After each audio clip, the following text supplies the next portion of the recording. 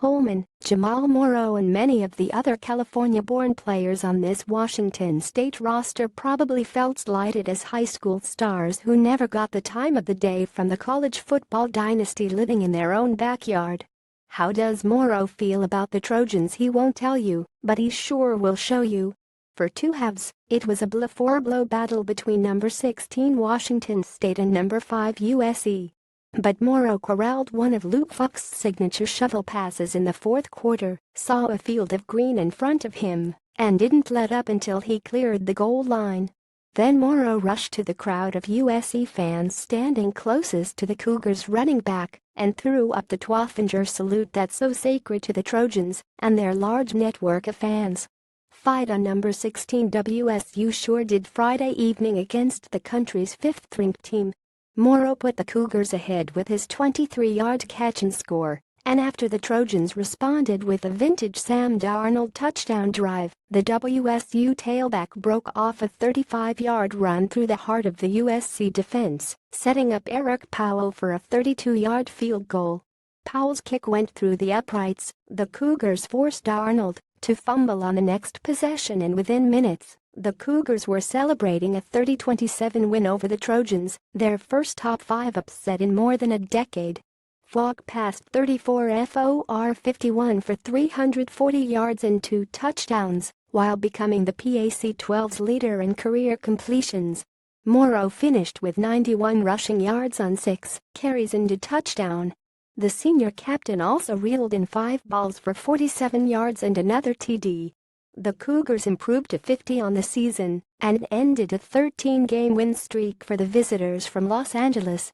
This is how one of the Pac-12's emerging powers managed to take down the conference's most storied program.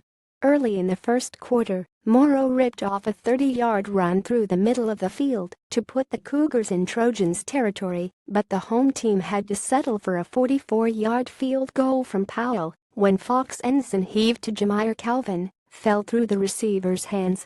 Sam Darnold completed 3 passes to Deontay Burnett, a former WSU commit, on the first USC drive and advanced the Trojans to the 13-yard line before getting 9 yards on a scramble that saw him evade Jahid Woods and break a tackle from Frankie Luavu.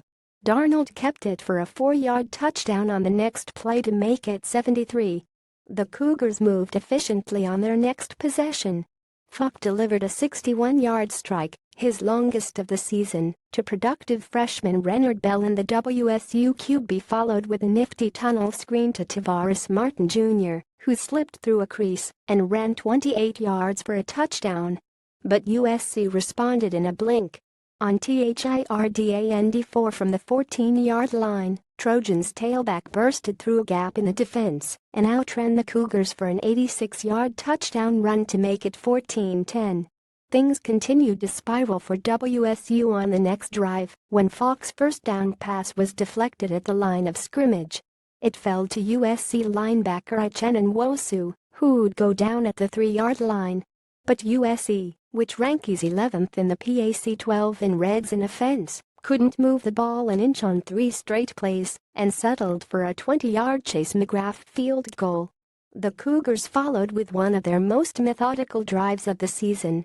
Starting from the 6-yard line, Falk completed passes to 5 different receivers, and a pass interference call on USC's Jack Jones set up WSU on the 2-yard line. Morrow then took a handoff from Falk, bounced outside, then cut inside to prance into the end zone, making it 17-17. WSU starting inside linebacker Isaac Dotson limped off the field with what appeared to be a lower body injury late in the first quarter. Dotson went to the locker room in the second quarter, but eventually returned to the WSU sideline. USC starting right tackle Chuma Edoga also hobbled off the field with an injury and didn't return, as did starting Trojans right guard Vian Talamevau. USC was already playing without starting left tackle Toa Labendon,